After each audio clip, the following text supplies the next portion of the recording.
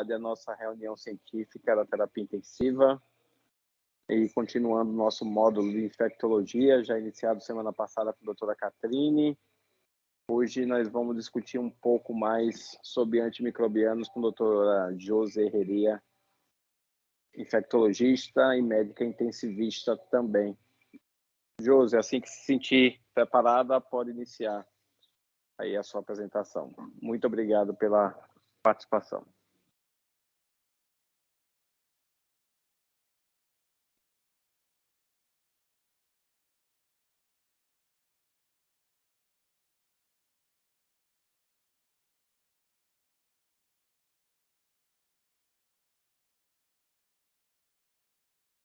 Ativa o microfone e volta na apresentação do slide. Volta na apresentação do slide. Você parou de compartilhar. Tudo bem.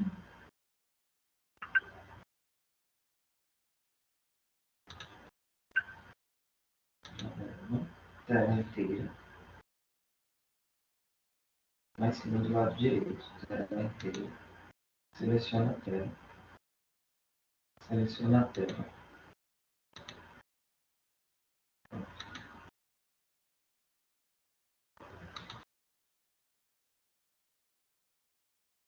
Agora sim, vocês estão me ouvindo? Sim, José. Estamos sim, estamos vendo sua apresentação também. E está me ouvindo bem, né? Estamos sim. Eu que não escuto, não estou ouvindo ele. Eu que não estou te ouvindo, mas vamos lá. Tá? Vocês estão me ouvindo, por enquanto é o que importa. Pessoal, boa noite. Eu gostaria muito de agradecer o convite para falar desse tema tão relevante, tão instigante e tão necessário. Então, quero agradecer as duas coremes, né? As duas residências, na pessoa do Luiz Flávio e do André Veiga, que provocam, e a Vivi, né, para a gente falar sobre isso. Quero agradecer ao André Herria, que me ajudou aqui a concatenar as ideias, porque eu queria falar sobre tudo ao mesmo tempo agora, e realmente não dá para falar sobre tudo de uso racional de antibióticos em UTI em 40 minutos. Realmente a gente teve que escolher um plano para seguir. Então, vamos lá. Eu espero que no final a gente consiga discutir, abrir para discussão e o pessoal colocar o que mais tem dúvida. Então, vamos lá. Infecções comunitárias e principalmente comunitárias, porque a gente tem a impressão que chegou na UTI já é infecção hospitalar, e não é, né? Até mais infecção comunitária na UTI do que hospitalar. A terapia antimicrobiana é valiosa para o tratamento do doente, mas pode produzir efeitos adversos graves, pode produzir desbiose, toxicidade e alarmante para nós a resistência microbiana. Então, eu gosto muito dessa figura para exemplificar o problema que é o uso de antibiótico, porque não existe vazio ecológico. Então, aqui é um esquema do trato digestivo onde nós deveríamos ter bactérias, fungos, das mais diversas classes. A hora que eu uso um antibiótico, um só, eu já diminuo essa carga de bactéria e eu faço a pressão seletiva. Isso aqui é um esquema fantástico para a pessoa que tem dúvida no que é pressão seletiva. É isso aqui. Eu tiro as bactérias que deveriam estar lá e deixo só as mais resistentes àquele antibiótico utilizado. A hora que eu tiver qualquer desregulação e eu vá desenvolver uma infecção, fatalmente será por bactéria mais difícil de tratar. Então, isso aqui deveria ser o fisiológico, isso é a desbiose que a gente faz com agressão ao microbioma, com o uso indiscriminado de antibiótico. E ninguém prescreve um antibiótico impunemente. Então, nós já estamos pagando um preço e nós vamos perceber isso mais para frente, o quanto é alarmante. Então, isso aqui é uma placa de Petri, e só para mostrar como ela pode evoluir, e aqui os nossos antibiogramas cada vez mais presentes, com bactéria pan-resistente, que não nos deixa opção para tratamento mesmo. Então, a resistência microbiana vem matando pessoas ao redor do mundo, e nós vivemos uma pandemia silenciosa, que talvez vá matar mais gente até do que a Covid, que gera custo para a saúde, que gera óbito diretamente relacionado e óbito indiretamente relacionado à resistência microbiana. Então, é um problema grave em todos os países, acrescenta custo à saúde, ameaça o ecossistema. E tem um detalhe, novos antimicrobianos são bem escassos, porque além de ser difícil, há um pouco interesse da indústria em estudar e desenvolver novos antimicrobianos, justamente por causa da resistência, porque se investe tempo e dinheiro e já se sabe que é uma terapia perdida dali a alguns anos. Então, não há interesse também. A gente vê que tem muito mais interesse em produção de novas vacinas do que de novos antimicrobianos. Ameaça grandes avanços na medicina. Então, cirurgia com prótese, tratamento oncológico, a resistência bacteriana ameaça esses avanços, inclusive transplantes, né? Então, acrescenta maior mortalidade como desfecho primário, maior morbidade, maior tempo de internação, maiores efeitos adversos, surdez, polineuropatia, insuficiência renal e um maior sofrimento para o paciente, para os familiares e para os profissionais de saúde. Para entender resistência microbiana, que na verdade isso ainda é um preâmbulo da nossa apresentação, a gente precisa entender alguns conceitos, né? Nós somos do tempo do MDR. E o MDR, esse conceito, varia de acordo com a referência consultada e de acordo com o serviço, com os controles de infecção de cada hospital. Então, por exemplo, antigamente, tem uma galera aí que é desse tempo, que o ISBL, as bactérias produtoras de ISBL, eram consideradas multi-R. Então, o paciente ficava em precaução de contato, tinha gente até que esvaziava enfermarias e tudo mais. Outros hospitais caracterizam MRSA como MDR. No geral, agora, é micro-organismo resistente a 3 ou mais classes de antimicrobianos, e a gente aqui, o nosso serviço de controle de infecção hospitalar, e a maioria dos serviços elencam os enterococos ou estafilococos resistentes a vanco e os gram-negativos resistentes a carbapenêmico. Então, esse é o conceito de MDR, na verdade, 3 ou mais classes, mas a gente elegeu os carbapenêmicos. E agora, recentemente, tem um novo conceito que é o Difficult to Treat, o DTR. É o MDR, que vai ter resistência a 3 ou mais classes de antibióticos, sendo que uma dessas classes são os carbapenêmicos, são os beta-lactâmicos, que, na verdade, teria resistência a todos os beta-lactâmicos, incluindo os carbapenêmicos. Então, aqui, o esquema dos antibiogramas, como seriam? Sensibilidade amica, a ceftazidima bactâmica, mas não é beta-lactâmico? Mas é um beta-lactâmico novo, não entra ainda nessa classificação.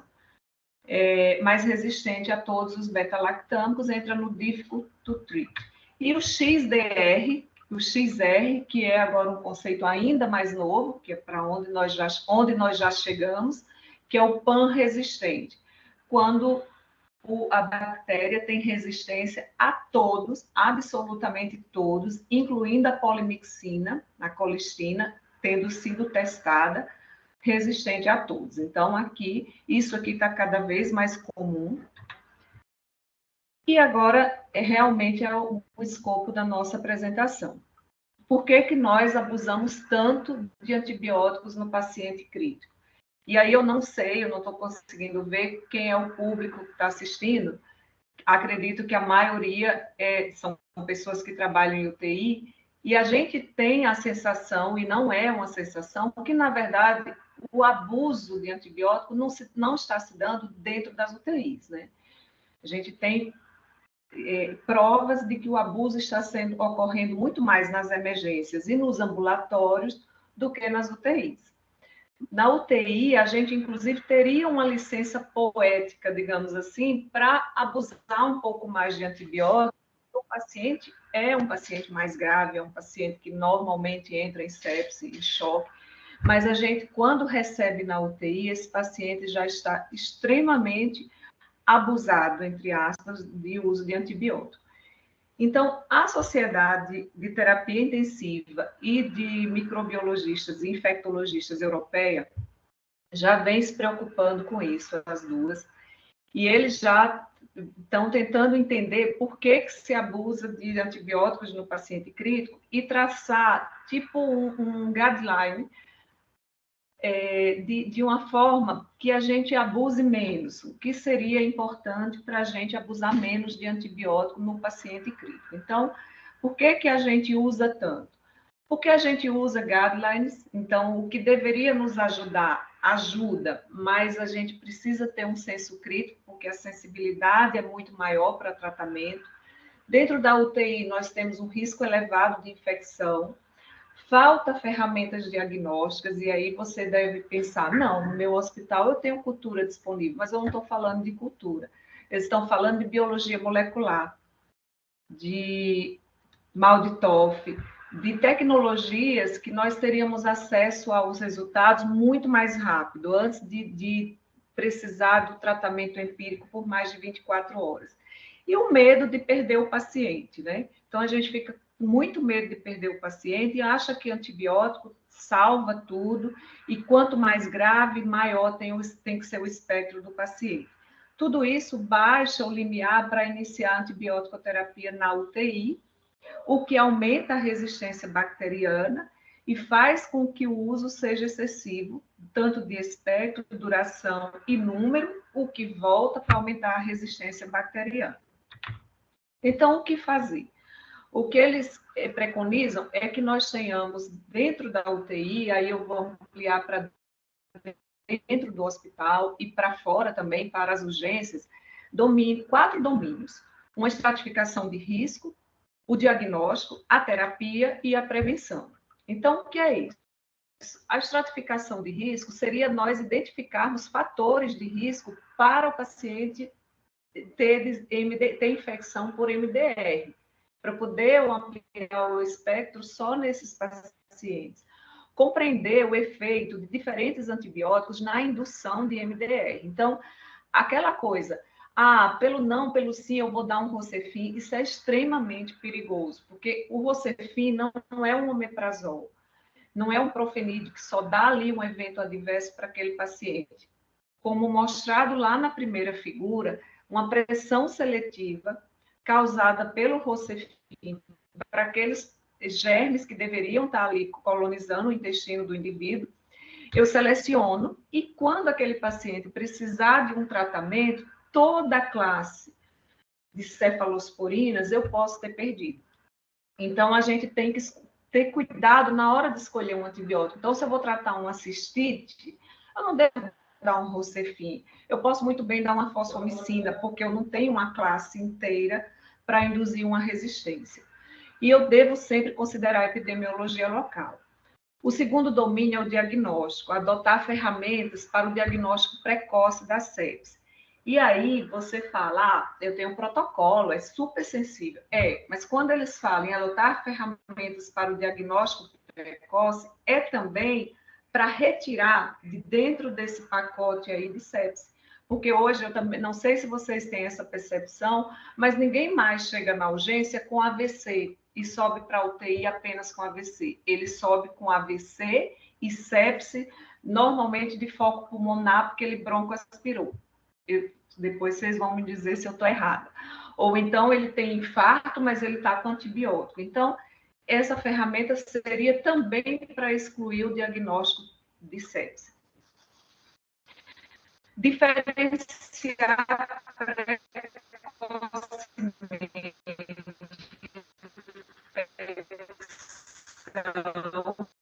de inflamação, métodos rápidos para testar fenotipicamente a resistência. O terceiro domínio, que seria a terapia, seria obter os dados farmacocinéticos para todos os pacientes críticos e para todos os antibióticos disponíveis. A gente sabe que isso é mais difícil, a gente nem faz teste de antibiótico, assim, a gente nem dosa vancocinemia, por exemplo, várias classes, a gente já tem disponível no mundo, e a gente vê que, para a nossa realidade, mesmo nos hospitais privados, não é tão fácil assim. Avaliar as associações, alternativas para antibiótico-terapia nas infecções por MDR. Já se fala muito até em terapia fágica. A coisa está apertando. E o monitoramento terapêutico das drogas, que é muito difícil, mas vai ter que entrar aí nesse domínio também. O quarto domínio é a prevenção. Então, discute-se muito se as precauções de barreira, se testar, fazer teste de SWAB para descobrir quem é colonizado, quem não é colonizado, mas está se percebendo que, mais do que nunca, isso é importante, porque aí a gente diminui a outra forma de se adquirir MDR. Um é pressão seletiva e o outro é transmissão cruzada. Então, a prevenção, a higienização das mãos, tudo isso entra aqui no quarto domínio. E aí eu vou repetir tudo isso aqui nos próximos slides. A gente precisa ter noção sobre bactérias e resistência, noção de antibióticos e mecanismo de ação, sobre os mecanismos de resistência, sobre a farmacocinética e farmacodinâmica, aplicar diagnóstico sindrômico, a pessoa chegar, eu não sei qual é a etiologia, mas eu saber pelo menos se é uma síndrome infecciosa pulmonar, se é uma síndrome infecciosa urinária, ou se não é uma síndrome infecciosa, e eu tenho que ter calma, ter tranquilidade, ficar em paz de não entrar com antibiótico.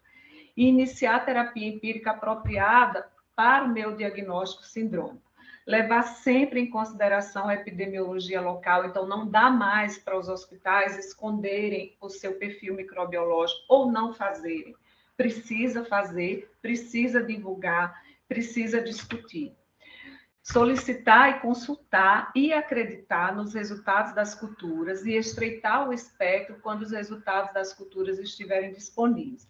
Abster-se de prescrição imediata de antibiótico quando há suspeita de infecção e mesmo quando há suspeita de sepsis, exceto no choque. Essa aula já foi dada fantasticamente pela Mayla, então a gente já entendeu essa parte.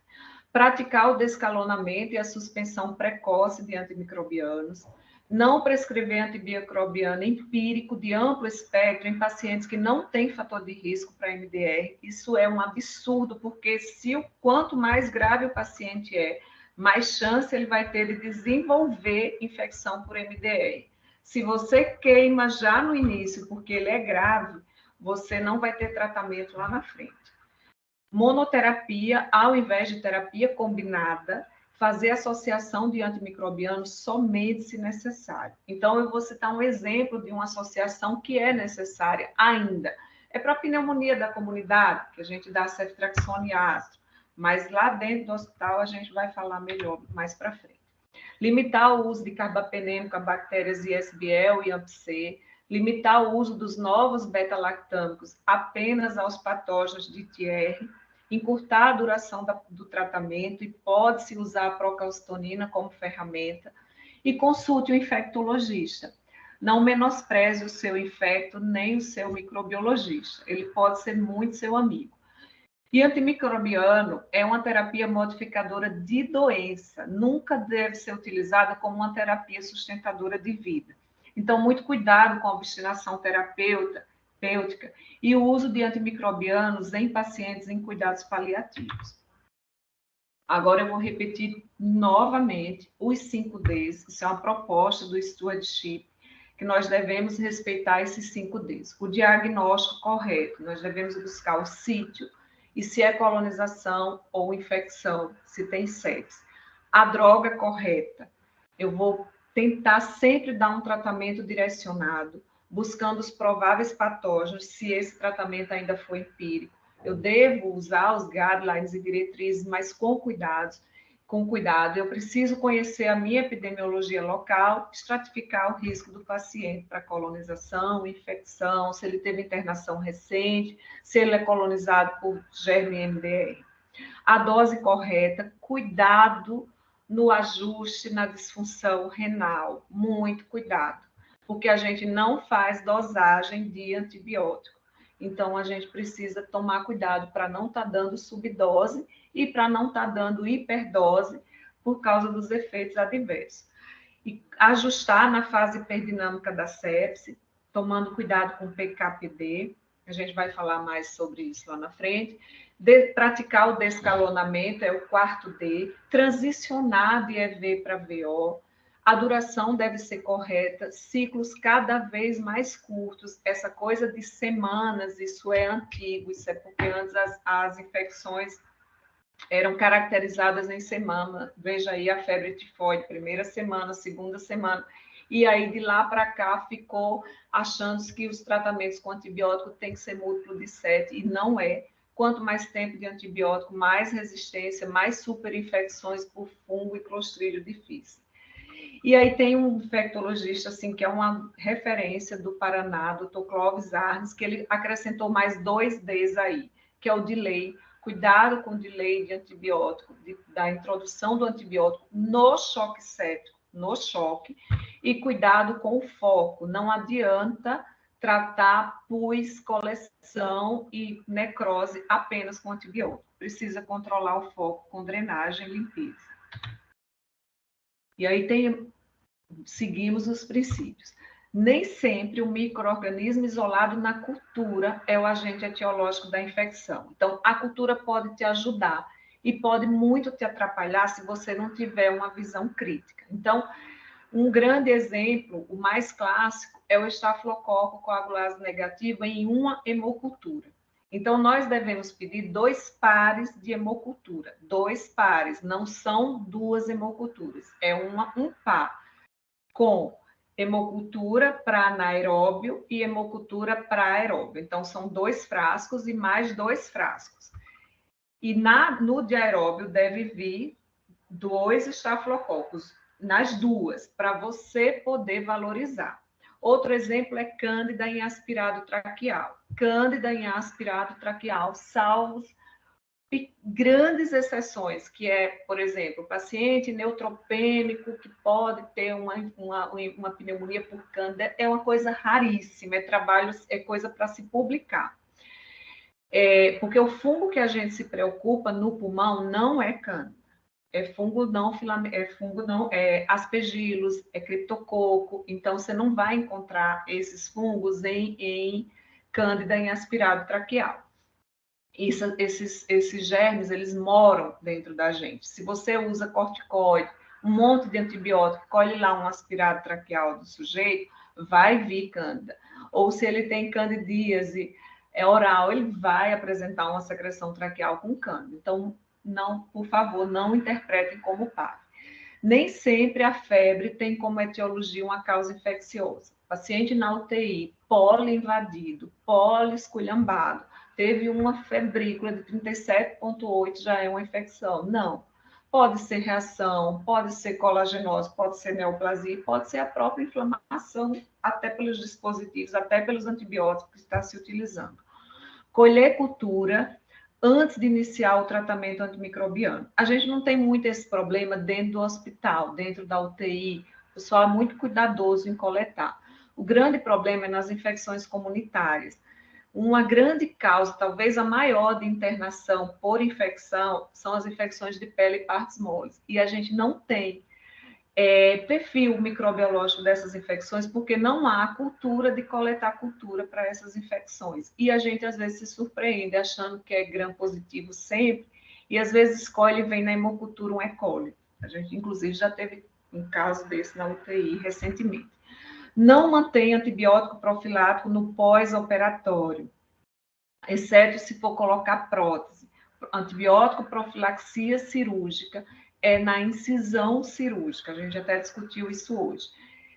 A gente até deixa ficar 24 horas, a gente deixa, mas isso vai, com certeza, ao longo dos anos, isso vai encurtar, inclusive para as próteses. Não busque nem trate bacteriúria assintomática. Não tem indicação, exceto nas gestantes e nos pacientes que vão para pré-operatório de cirurgia urológica. Pré-operatório de cirurgia cardíaca, não tem indicação, só cirurgia urológica. Então, vamos entender rapidamente os mecanismos de ação dos antimicrobianos. É importante a gente saber para entender tudo isso aqui a gente precisa entender pelo menos quem é gram-positivo e quem é gram-negativo. Então, o gram-positivo são as bactérias que têm uma parede celular mais espessa, por isso que na hora que você cora com o gram e descora, ela não descora, porque fica impregnado aí na parede celular. Como ela é mais robusta, ela não precisa de uma membrana externa para proteção que os gram-negativos precisam aqui. Desculpa. Os gram-negativos precisam de uma membrana externa para proteção. Isso aqui já vai ter porinas, que eu vou mostrar lá na frente, que é um mecanismo de resistência. E esse espaço periplasmático, que é a parede celular bem pequena, é aqui que é a usina produtora de enzimas que vão determinar a resistência aos antibióticos. Então, os mecanismos de resistência dos gram-positivos são muito mais simples do que dos gram-negativos. Daí, a grande preocupação mundial ser mesmo com as bactérias gram-negativas. E é justamente para elas que há uma escassez de novos antimicrobianos. Então, é por causa desse espaço aqui. E aí, quem é gram-positivo e quem é gram-negativo? A gente precisa também... eu tenho que cobrir gram-positivo. Mas quem é gram-positivo?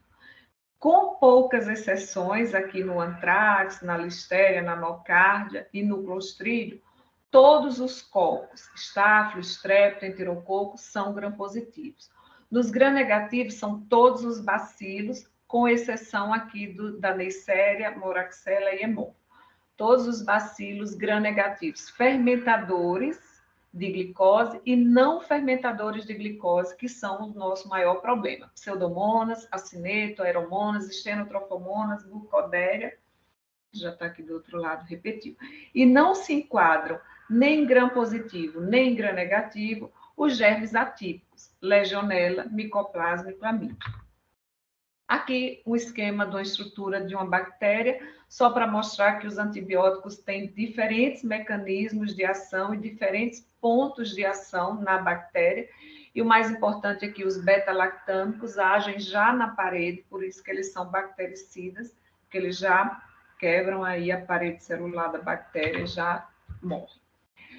E os beta-lactâmicos são as penicilinas, cefalosporinas, carbapenêmicos, monobactâmicos, que têm o anel beta-lactâmico, que ligam-se a uma proteína da parede celular, como mostrado no esquema anterior, rompendo a membrana, que é a PBP. São antibióticos excelentes, porque têm baixa toxicidade e têm uma alta eficácia terapêutica. E aí vamos falar um pouco melhor sobre cada um. As penicilinas, né? Penicilina, ampicilina, amoxicilina, piperacilina, oxacilina. As penicilinas sintéticas, as cefalosporinas de primeira geração, cefazolina, cefalotina, cefalexina, cefadroxila. As de segunda geração é a cefuroxima, o cefaclor e a cefoxitina. De terceira, o ceftriaxona e a ceftazidima. E aqui, a primeira cefalosporina com ação anti-pseudomonas, a ceftazidima. E a quarta geração, o cefepime, que também tem atividade contra pseudomonas. A dose é 2 gramas de 12 em 12, exceto infecções mais invasivas, como sistema nervoso central e endocardite, é de 8 em 8. E nós temos os novos beta-lactâmicos, as cefalosporinas de New Generation, que é o ceftalozone tazobactam, ceftazidina avibactam, e tem a ceftarolina. Eu vou falar sobre cada uma delas lá na frente. Os carbapenêmicos, que é a Shakira, né, dos antibióticos, multifacetado, tem uma ampla ação contra bactérias gram-positivas, gram-negativas, anaeróbio, e devem ser reservados. São 3. O ertapenem, preste atenção nisso aqui é questão de prova e se repete, não é efetivo contra pseudomonas. É o único carbapenêmico que não tem atividade contra pseudomonas, mas é excelente para os ISBL. A dose é 1 grama, dose única diária, e ele pode ser dado IV ou IM. E de bula, a indicação é para infecção do trato urinário, infecção intraabdominal e infecção de pele. Não é para pulmão nem para sangue. O imipenicilestatina, 500 miligramas, 1 grama, ou de 500 miligramas a 1 grama, de 6 em 6. A cilastatina, que é para estabilizar a metabolismo renal, é o que causa os maiores eventos adversos do imipenem, que dá mais risco de convulsão, e o meropenem, que é a melhor droga dos três. A dose é 1 grama de 8 em 8, é o que tem melhor penetração no sistema nervoso central e tem o menor risco para convulsão. E além dessas três classes, a gente ainda tem nos beta-lactâmicos, os monobactâmicos, que o único exemplar é o aztreonam. Aqui é importante que de baixo para cima a gente tem a melhor cobertura para gram positivo, e quando você vai descendo aqui, você vai encontrando melhor cobertura para gram negativos. Então, assim, tem uma infecção de pele que é por estáfilo da comunidade. É melhor ceftriaxone do que cefazolina? Não é. É melhor cefazolina. Então, de novo, não achem que a infecção mais grave precisa de um antibiótico de maior espectro, porque às vezes você erra, inclusive, no espectro.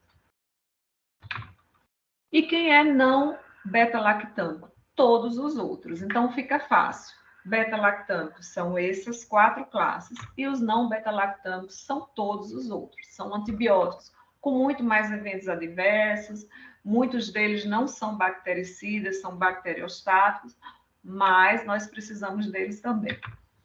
Aqui, rapidamente, um esquema sobre os mecanismos de resistência. Então, alteração do alvo é a PBP, as PBPs, né? Troca a fechadura, não deixa o antibiótico entrar. A bomba de efluxo, o antibiótico até entra, mas a bactéria com essas bombas põe para fora. Alteração na permeabilidade são aquelas porinas que a gente viu lá no esquema de bactérias gram-negativas, na membrana externa. A bactéria perde porina, então diminui a permeabilidade para a entrada do antibiótico, e as enzimas, os mecanismos enzimáticos, que são os mísseis dirigidos, que é o principal mecanismo e o mais preocupante. Muito cuidado com a resistência intrínseca. Então, tem antibiótico que já nasce resistente que a bactéria já é resistente a esses antibióticos, tipo polimixina para o grupo CESP. Não adianta. É serrácea, MDR, vou entrar com polimixina. Não entre, porque ele já é intrinsecamente resistente à polimixina, desde que nasceu. Meropenem para MRSA, também não. E ceftriaxona para pseudomonas também é intrinsecamente resistente. Então, volta aqui ao esquema de uma bactéria gram-negativa. Aqui no espaço periplasmático tem a produção e a concentração das enzimas beta-lactamase que vão degradar os antibióticos beta-lactâmicos.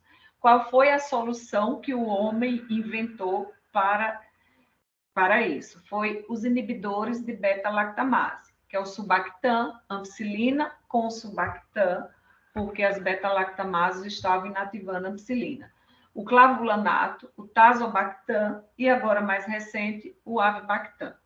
Só que bactéria não é boba, é muito mais evoluída que nós. Então, elas desenvolveram as beta-lactamases de espectro estendido. Então, o que é ISBL? Beta-lactamase de espectro estendido. E AMP-C, 2 enzimas com mais potentes, né? Digamos assim, que conseguem neutralizar os inibidores de beta-lactamase. Qual foi a solução encontrada pelo homem? Os carbapenemas. Mas as bactérias inventaram as carbapenemases, enzimas que neutralizam os inibidores de beta-lactamase. Na verdade, inibidores de beta-lactamase e os carbapenêmicos. E aí a solução são os novos beta-lactâmicos, que a gente vai falar lá na frente.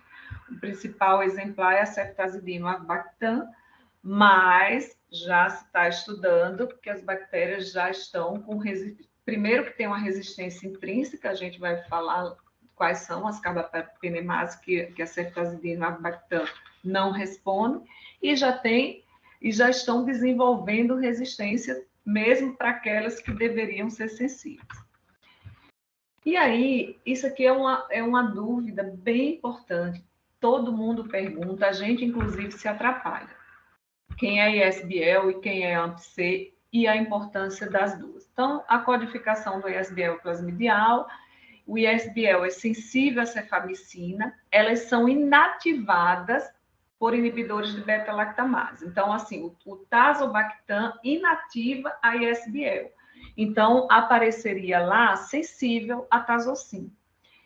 Porém, ela degrada o ISBL degrada a cefepime. Então, aparece lá resistente a cefepime. Uns exemplos são E. coli e Klebsiella. E o AMP-C?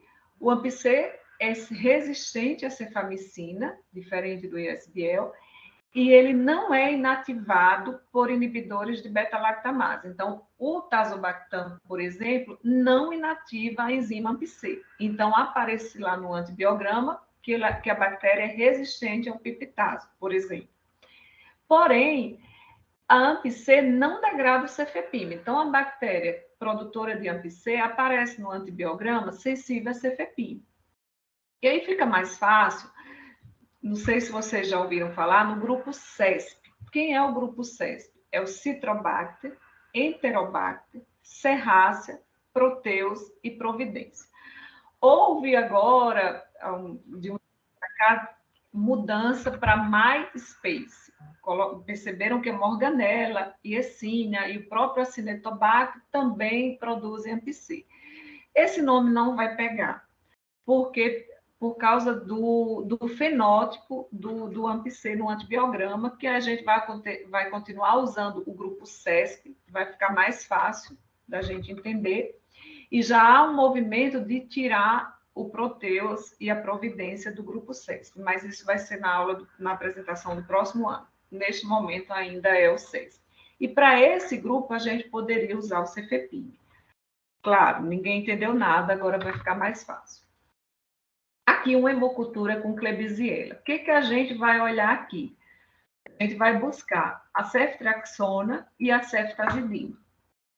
Ceftriaxona resistente, ceftazidima resistente, já acende um alerta para você que insensível lá em cima a carbapenêmico, isso já vai acender um alerta que essa bactéria pode ser produtora de ISBL ou de AMP-C. E aí ela vem sensível a tazocin, resistente a cefepime e ISBL.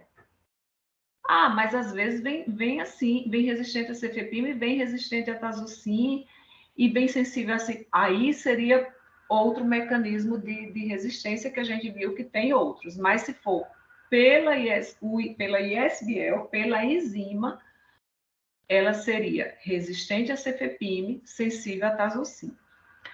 E aqui um AMP-C. Primeiro que a gente vai buscar é ceftriaxona e ceftazidima. Resistente aos dois.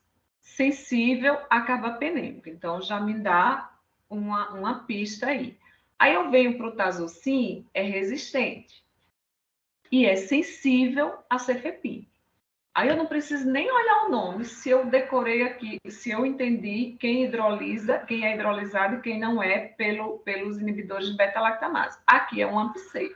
E quando eu venho para o nome Enterobacter, o grupo CESP, ela encaixa aqui. Então, ISBL e AMP-C. O AMP-C, ele tem um diferencial que pode nos confundir, que é o caso que tem agora atualmente lá na UTI cardio. Às vezes, no fenótipo, aqui no antibiograma, ele aparece tudo sensível. A mica, amoxicilina sensível, cefepime, ceftazidima, todo mundo sensível. Só está resistente aqui a outras classes, que não vai nos ajudar, que é ciprogenta, vem o intermediário a cefuroxima, mas ele é um proteus. Então, durante o uso do antibiótico, essa bactéria pode hiperexpressar a enzima AMP-C e isso aqui ficar resistente no meio do tratamento. Então, por isso que é interessante decorar a sigla CESP, para se for uma infecção invasiva, como uma infecção no sangue, for uma serrácea, mesmo sensível a ceftriaxone, eu vou para o cefepime. Eu não preciso ir já necessariamente para o meropenem. Eu posso ir para o cefepime, mas eu não posso cair na cilada de dar um ceftriaxone para um sangue de um proteus que está sensível, porque essa bactéria pode hiperexpressar o AMP-C justamente por causa do antibiótico. Entendido? Então, vamos lá. E aí, mas eu não entendi nada. Eu até vou saber que olhando ceftriaxona e ceftazidima deve ser um dos dois. E agora? Aí vem os estudos. Tem esse estudo Merino aqui, foi um estudo muito criticado, porque ele colocou a E. coli e Klebsiella de corrente sanguínea e fez o tratamento de piperacilina com outro grupo tratando com meropenem. E aí a mortalidade foi menor em 30 dias no grupo que usou meropenem. Então, daí ele já ampliou que se for para ISBL e a infecção for invasiva, você tem que tratar com carbapenêmico. Ele não cogitou outras classes, como quinolonas, por exemplo, que são cobre bem sangue e poderia, ele não testou isso aí. Então, aumenta muito o uso de carbapenêmico num panorama que a gente tem que conter um pouco. E aqui, mas aí fica essa dica. Os carbapenêmicos são preferenciais para as infecções invasivas, tanto por ISBL e AMP-C. Porém, no caso do AMP-C, se for sensível a cefepime, porque não tem outro mecanismo de ação aí no meio, você pode muito bem lançar mão do cefepime, mesmo para as infecções invasivas. No caso do ISBL, não. Melhor ir para o meropenem mesmo. Agora, as quinolonas e os aminoglicosídeos são outras opções a depender do sítio e da gravidade. Eu tenho uma urina que é ISBL, uma E. coli ISBL na urina, veio sensível eu já estou tratando com tazocin, veio um resultado, eu vi que é ISBL, mas está sensível a tazocin. Eu preciso trocar? Não precisa trocar. É urina, não é uma infecção invasiva e o paciente está indo bem. A clínica sempre vai ser soberana ao antibiograma também. E aí, depois das beta-lactamases restritas, de espectro estendido do AMP-C, as bactérias aprenderam a produzir carbapenemase, enzimas que degradam os carbapenêmicos. Então, a gente tem carbapenemase de classe A, classe D, de Ambler, e as metalo-beta-lactamases, que são classe B. Então, a gente ouviu muito falar em KPC, e todo mundo achou que era Klebsiella, pneumonia resistente a carbapenêmico. Aqui em Sergipe foi de 2015 para cá o surto, claro que já havia e só a gente não tinha encontrado, mas no Brasil acho que foi de 2013, né? Mas a KPC é só o nome de uma das enzimas. A gente também tem a OXA48, NDM, VIN, essas aqui são inclusive piores para se encontrar um tratamento, e tem outras carbapenemases que não são nenhuma dessas 5. E aí, aqui, a gente precisa falando desses mecanismos de resistência e dessas carbapenemases que apareceram de 2013 para cá, a gente precisa falar dos novos beta-lactâmicos, os novos antimicrobianos. Uma combinação de cefalosporina com inibidor de beta-lactamase. Eles têm ação para os ISBL, para os carbapenemases e para as pseudomonas MDR. Os dois aqui são aprovados para pneumonia, para itu e para infecção intraabdominal. Claro que nós já estamos usando para bacteremia e para todo mais, porque onde não tem opção, né? Não tem ação contra a Cinetobacter. Essa é a notícia ruim em relação aos dois. Aqui eu posso falar o nome, porque a patente ainda não foi quebrada. Ceftazidima Bactam é o famoso Togena. O inibidor de beta-lactamase aqui, o avibactam, não é um beta-lactâmico, diferente dos outros, do tazobactam, do sulbactam, todo mundo é beta-lactâmico, mas o avibactam é não beta-lactâmico. Ele tem ação contra as carbapenemases KPC e OXA48 e tem ação contra pseudomonas. A dose é 2,5 de 8 em 8. E se você for tratar a infecção intraabdominal, pensando em bacteroides fragíveis, tem que acrescentar o metronidazol, porque diferente das outros inibidores de beta-lactamase, o avibactam não tem ação contra essa bactéria. Por exemplo, infecção intraabdominal, você vai dar cefepime, você precisa acrescentar metronidazol ou clindamicina.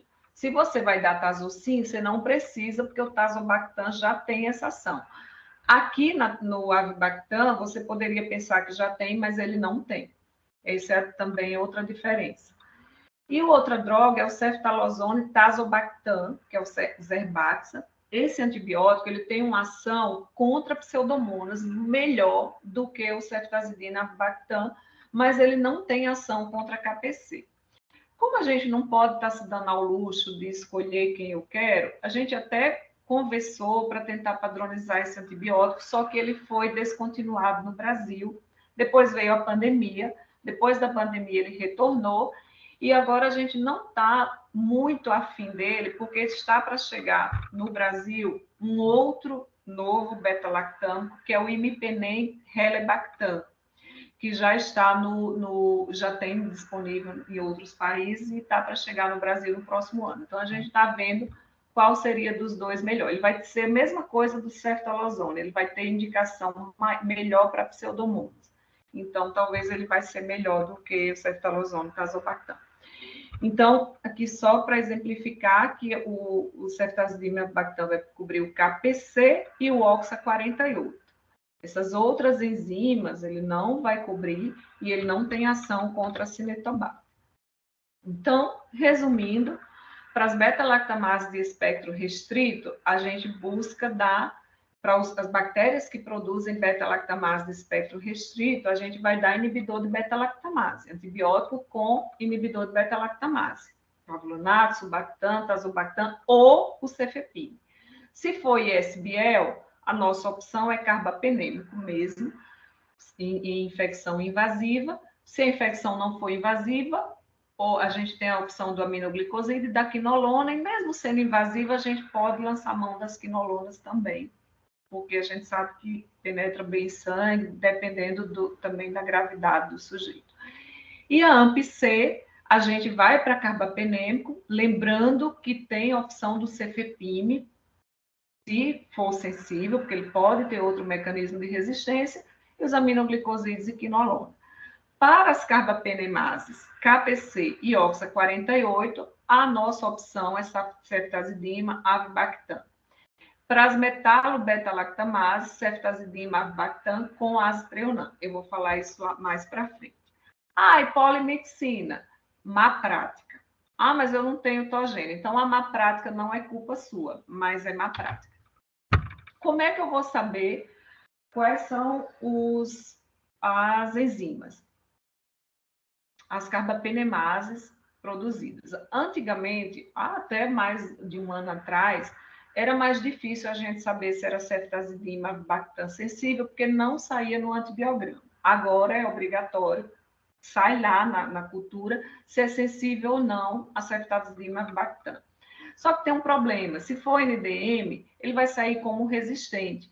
NDM ou VIN, se for alguma classe aqui da classe B, metalo-beta-lactamase, eles vão vir resistente. E você teria a opção de associar com azitreonam. Então, você precisa saber qual é a carbapenemase que está determinando resistência. E, claro, se é uma carbapenemase. Então, tem disponível no mercado esses testes rápidos, testes imunocromatográficos, e eles, alguns, tipo o CORES, ele só identifica, acho que 3 carbapenemase. Aqui o CARBA já identifica mais, então vão sendo melhor. Mas o importante é pelo menos buscar a carbapenemase. Daqui a pouco eu vou revisitar esse assunto, mas a gente precisa falar um pouco também sobre os mecanismos de resistência dos gram-positivos. Então, nosso principal ator é o Staphylococcus aureus. Então, o mecanismo de resistência, de produção de beta-lactamase, desencadeou a resistência à penicilina, ampicilina e amoxicilina. Antigamente, os estáfilos eram sensíveis à penicilina, normal, amoxicilina. Por causa da produção de beta-lactamase, eles não são mais sensíveis. Então, a gente não consegue tratar Staphylo aureus com penicilina, mas a gente consegue tratar com cefalosporina de primeira, cefalexina, cefalotina, cefazolina, com oxacilina ou com penicilinas que você coloque inibidor de beta-lactamase. Então, a gente consegue tratar com amoxicilina clavulanato, com ampicilina sulbactam, e é importante saber disso, porque às vezes a gente dá para tratar certas infecções da comunidade, tipo pneumonia, você consegue tratar com amoxicilina. Mas se for uma rinocinusite que já tem um tempo, que pode ser um estáfilo, aí você precisa dar amoxicilina com clavulanato. Então, isso aqui é importante. E se o mecanismo de ação já for mais avançado, não é produção de beta-lactamase, é alteração de PBP no gene MEC-A, esse é o MRSA, Staphylo aureus meticilino resistente, leia-se oxacilina resistente. Então, esse estáfilo, o MRSA, que normalmente é o estáfilo que a gente espera no hospital, tem resistência a todos os beta-lactâmicos, inclusive os carbapenêmicos, exceto a ceftarolina, que é uma nova cefalosporina também, que é o Ziforo, né?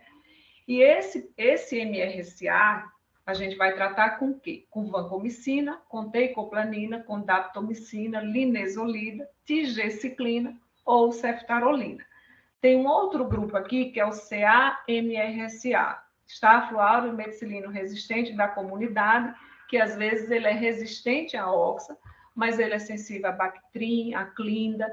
E aí tem um fenômeno que, pessoal, aqui no Nordeste, a gente, infelizmente, aqui em Sergipe, a gente faz muito poucos trabalhos sobre isso, mas o pessoal da Bahia tem feito uns trabalhos interessantes, e o pessoal no Sudeste, comparando os Staphylo aureus hospitalares aqui no Nordeste, eles têm uma tendência a serem sensíveis à oxa, muito mais do que os do Sudeste.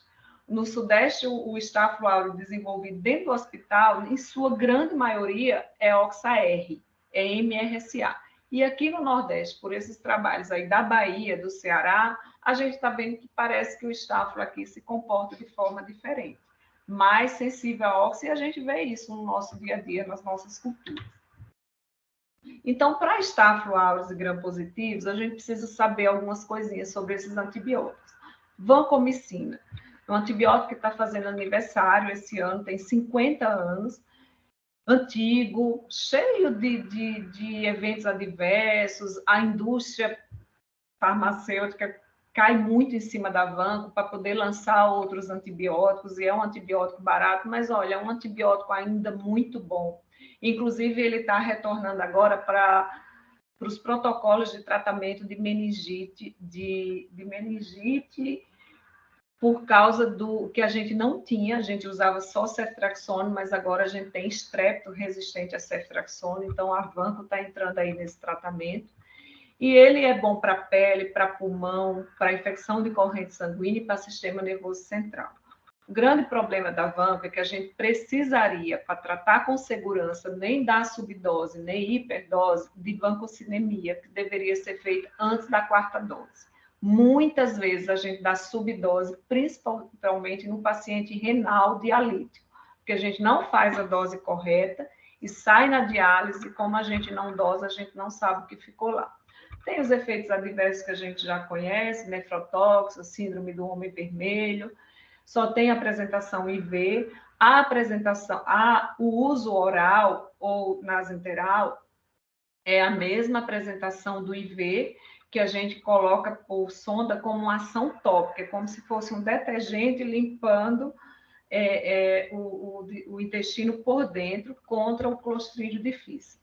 O outro é a teicoplanina, né? Também eficaz para pneumonia, muito boa para as infecções osteoarticulares e entra em sangue, infecção de corrente sanguínea. Porém, teicoplanina tem uma molécula muito pesada que não penetra em sistema nervoso central, então não deve ser utilizada para infecção do sistema nervoso central.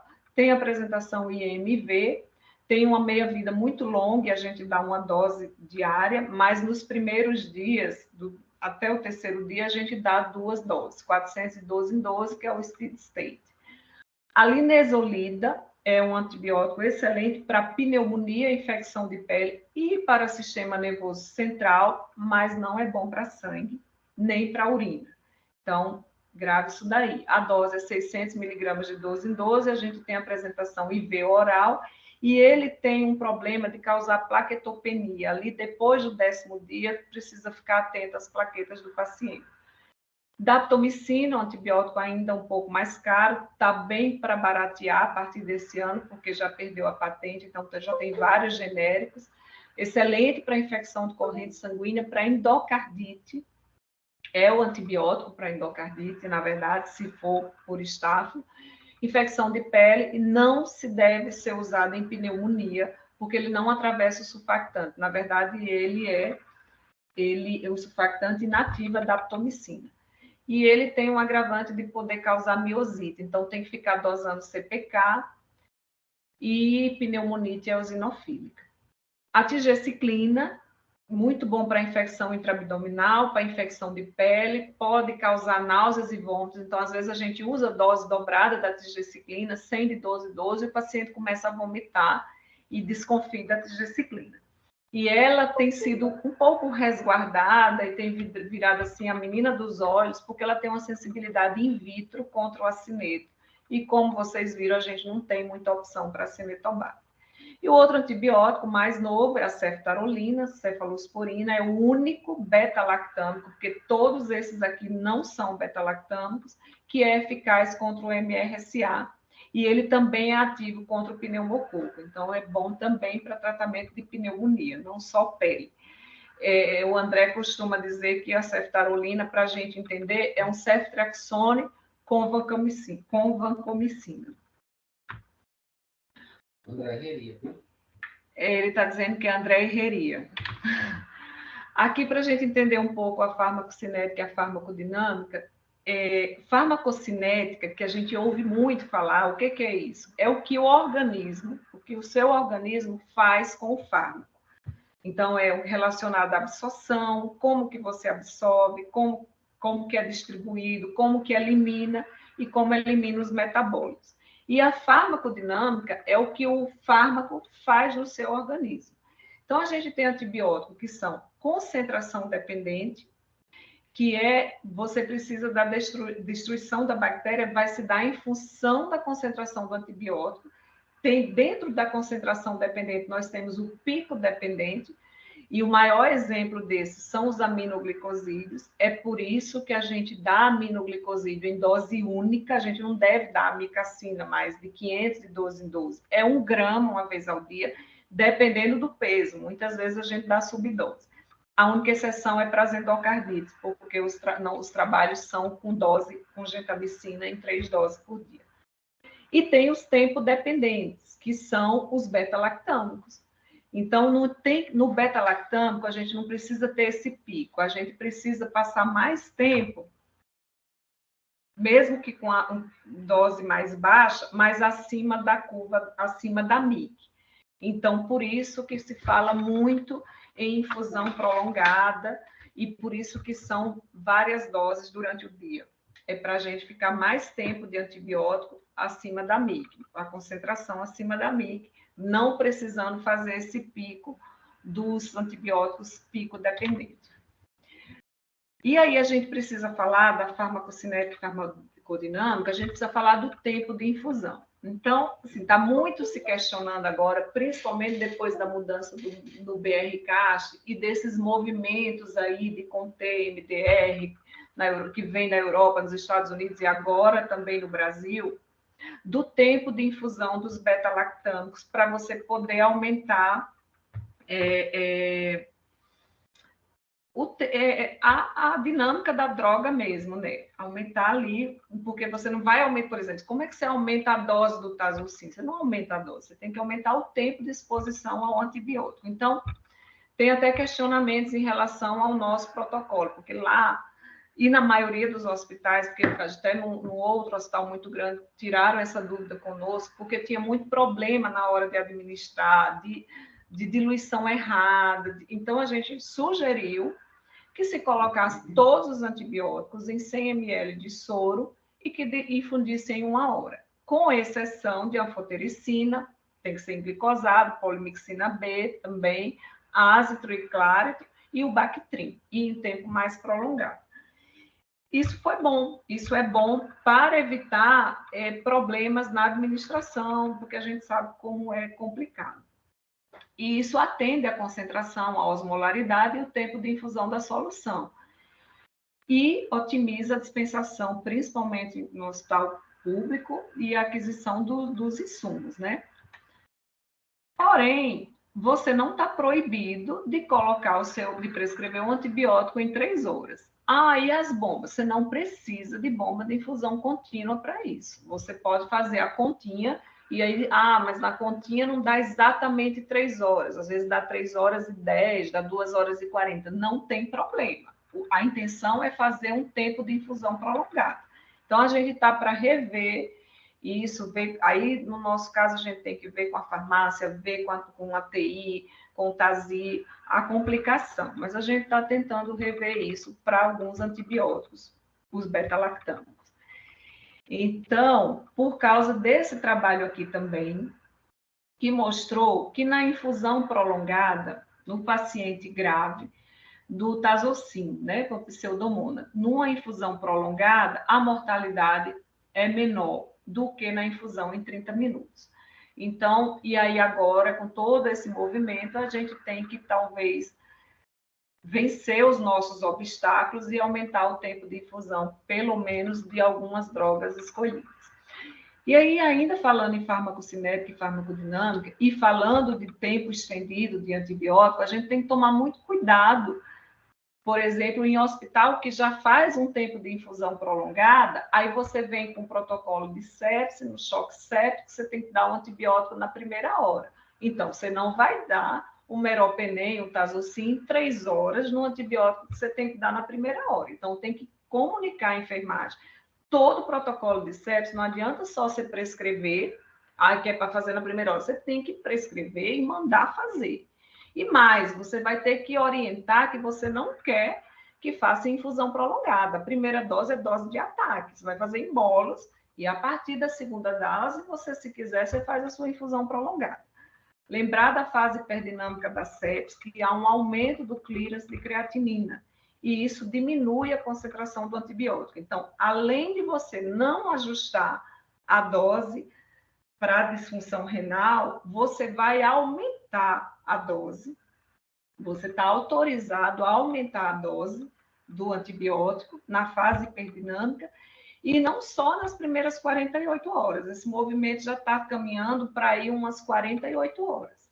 Então, a gente precisa ficar atento para essas novidades. Então, outra coisa que é muito importante é que a gente já falou lá em cima. Quem é que tem fator de risco para patógenos resistentes? Então, a gente precisa evitar antibiótico de amplo espectro em pacientes com infecção comunitária, principalmente se a infecção for grave, porque esse paciente vai ter risco para pegar infecção hospitalar e você vai precisar lançar mão desses antibióticos que você quis dar lá na urgência ou na chegada.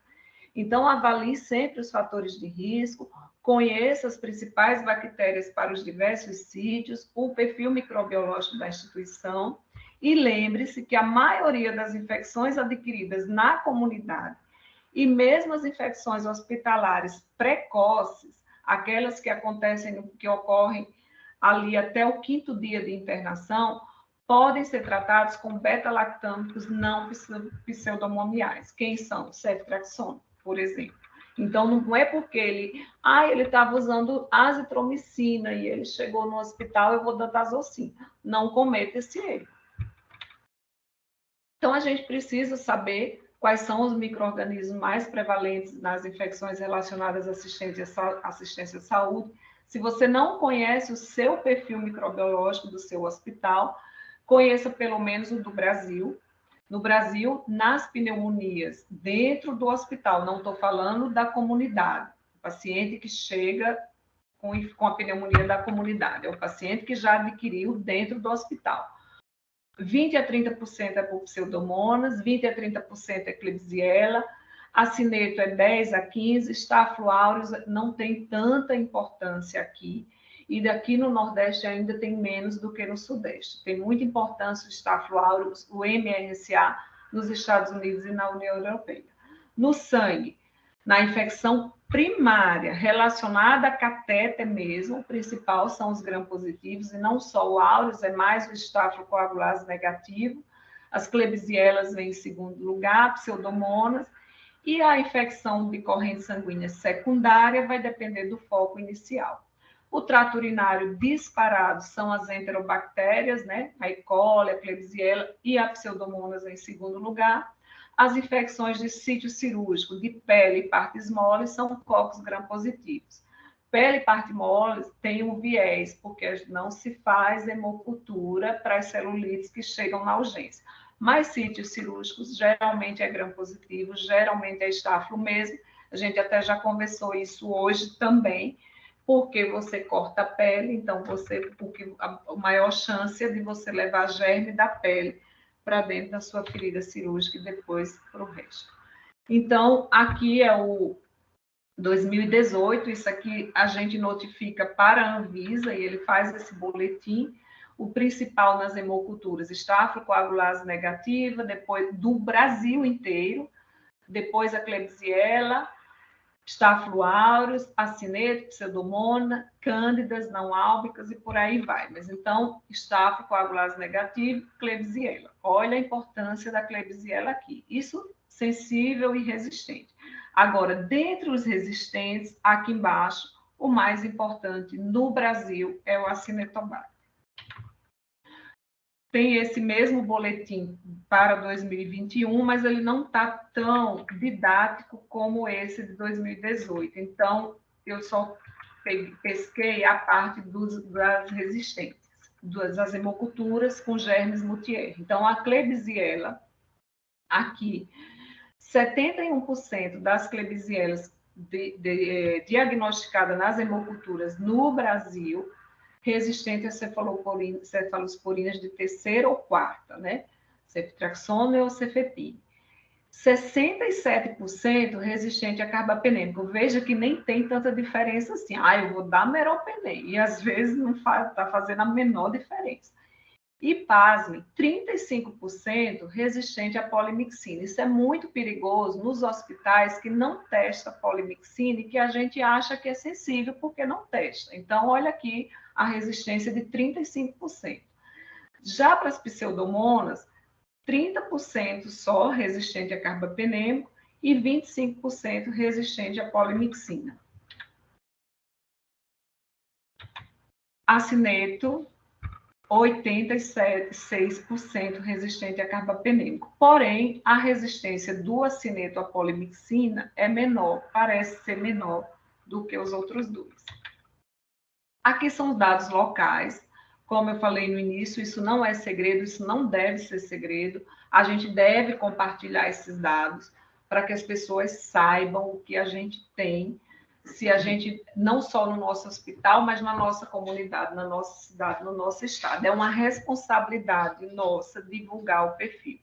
Então, assim, das nossas infecções relacionadas à assistência à saúde, no ano de 2022, aproximadamente 25% foram por germes MDR. A maioria gram-negativo resistente a carbapenêmico, mas teve um pouquinho aqui de enterococo resistente a van com a bobagina. Desses 25% resistente, dos 25%, 87% deles eram pseudomonas MDR, e aqui nosso perfil difere um pouco lá do Brasil. O principal MDR foi pseudomonas, em segundo lugar o Acinetobacter e depois o KPC, mas muito próximo aqui. Veja que o Staphylococcus para nós não tem tanta importância, essa barrinha aqui amarela. Por isso que a gente não se preocupa em já cobrir gram-positivo. Eu fico muito mais preocupada quando ele não, de já cobrir com aminoglicosídeo ou associar uma poli-B, do que mesmo cobrir gram-positivo. E aí, desses resistentes aqui, nós buscamos, a gente tem o teste, o nosso laboratório faz a testagem das carbapenemases. Das Klebsiellas, de 22 foram testadas 17. Dessas 17, 64,7% eram NDM, eram metalo-beta-lactamase. Então, nessas Klebsiellas aqui, não adiantaria dar togena sozinho. Já nas pseudomonas, 87,5% negativo para carbapenemase, pelo menos as carbapenemase que nós temos no teste. Pode ser uma outra que não está testada, né? Que não está no nosso teste. E uma porcentagem bem menor de NDM, até mais, tinha mais KPC do que NDM, mas o que chamou a atenção é que era negativo as carbapenemases. E na Klebsiella a importância era NDM. O que difere também dos hospitais do Sudeste, onde eles têm uma predominância de KPC como enzima carbapenemase. Então, aqui, para hemocultura e aspirado traqueal, quando é NDM, a gente tem a opção de usar ceftazidime-avibactam com aztreonam off-label, vou mostrar lá na frente, e sendo, para pseudomonas, não sendo produtor de carbapenemase, sendo aqui negativo, aí a gente tem que ficar com as associações, PoliB, com a mica, mesmo que seja resistente a tudo, a gente vai tentando associar. E aí a gente precisa falar rapidamente, eu não vou me prender aqui, porque essa aula já foi apresentada, sobre a terapia empírica no sepse e no choque séptico, né? Conforme o sítio de infecção, maior espectro possível. No choque séptico, você está autorizado e recomendado fazer uma terapia combinada para você tentar acertar o espectro ali na primeira hora. Lembrar que não vai fazer infusão prolongada. Se não tiver choque, mas é uma fonte potencial de infecção, aí você prefere a monoterapia. Se não tiver nenhuma identificação, não for feita nenhuma infecção identificada depois, você tem que suspender o antibiótico e buscar o diagnóstico diferencial. Preocupa muito hoje, ninguém entra mais sem ter sepse. E além de antibiótico inapropriado e resistência e tudo mais, a gente está esquecendo de buscar o diagnóstico, porque a gente fica confortável de colocar dentro de um pacote de sepse e o paciente morre de outra coisa que a gente não enxergou, porque a gente não está mais procurando. Então, o protocolo de sepse é muito sensível, mas é pouco específico, a gente tem sempre que reavaliar, escalonar, descalonar, buscar cultura, e no choque não está errado nunca introduzir. O que é errado é manter sem necessidade. Vou falar rapidamente, eu estou falando mais rápido do que a Aleph, porque eu estou tensa, porque a aula é extensa, mas é um caso bem bonitinho, que eu acho que vai dar uma resumida nisso aqui. Uma paciente neutropênica grave, com 20 células de neutrófilos, internada por mais de 10 dias na UTI. Eu já tinha feito um ciclo de tazocin por uma infecção provável pulmonar, que a gente não tinha muita certeza, mas ficou, e não tinha sido submetida à quimioterapia ainda. Já vinha sem antibiótico há mais de 5 dias, só fazia uso de aciclovir profilático, fez a indução com quimioterapia e evoluiu com essa neutropenia grave, e há um dia vinha subfebril, com a temperatura aí máxima 37,8. Até então, todas as culturas eram negativas e ela não tinha nenhuma disfunção e hipotensão. O que a gente fez para essa paciente? Cefepime. Neutropênica febril, cefepime. A gente dá uma droga anti-pseudomonas primeiro e solicita as culturas. Um dia depois, já no outro dia, essa paciente piorou, evoluiu com hipotensão, necessidade de droga vasoativa, e nós reavaliamos. Solicitadas, as culturas já tinham sido solicitadas no dia anterior, mas sem nenhum medo e sem nenhum prurido, o antibiótico foi ampliado para vancomicina, meropenem e fluconazol, 400 miligramas de 12 em 12. Nossa, bomba de canhão, exatamente, ela estava chocada. Está errado isso aqui? Não. O cefepime do dia anterior estava errado? Também não. A hemocultura veio, uma Candida tropicalis. Mas veio, aí a gente pensou logo, vamos tirar o vanco e o meropenem. Só que ela tinha uma outra hemocultura com a Klebsiella pneumonia, com esse perfil aqui. Veja, a Klebsiella sensível a tazocin, resistente a cefepime, resistente a ceftazidime e ceftriaxona. Nem precisa ter observação embaixo. Essa Klebsiella é ISBL.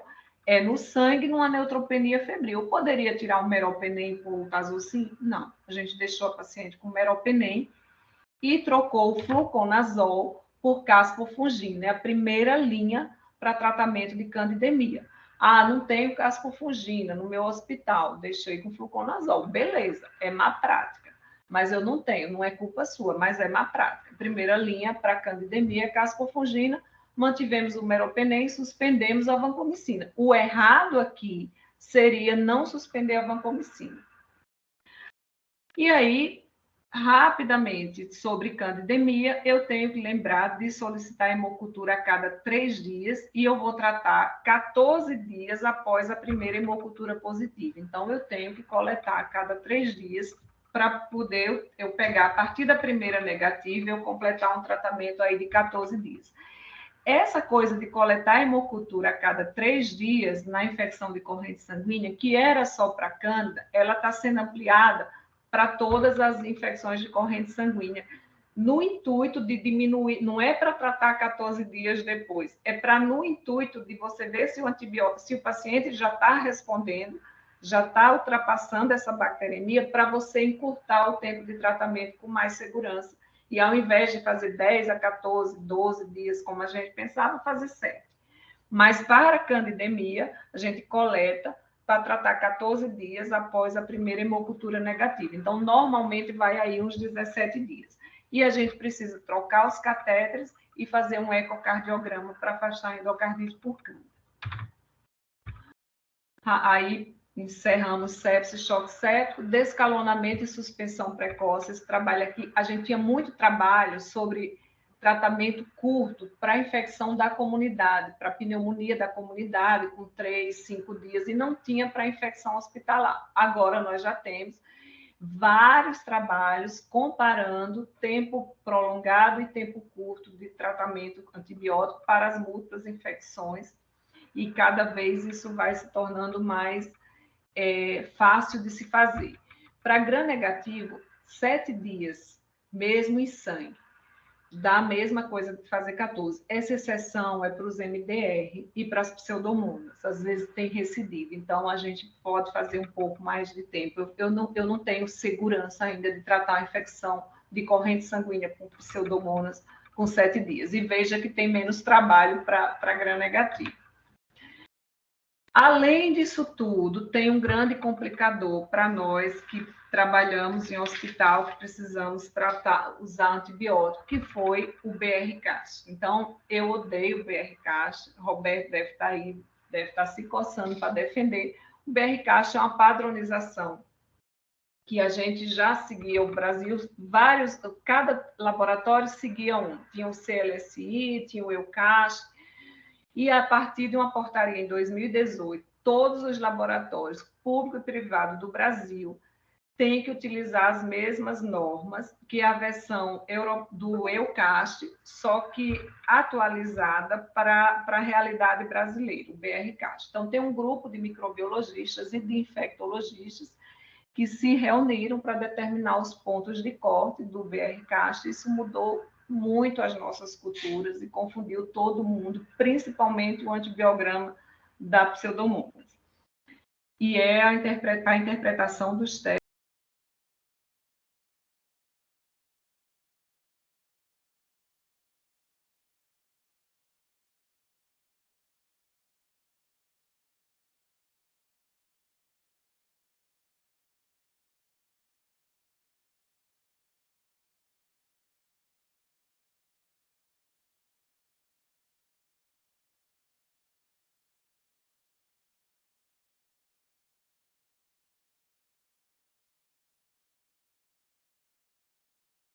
Ô, Josi, você desativou seu microfone.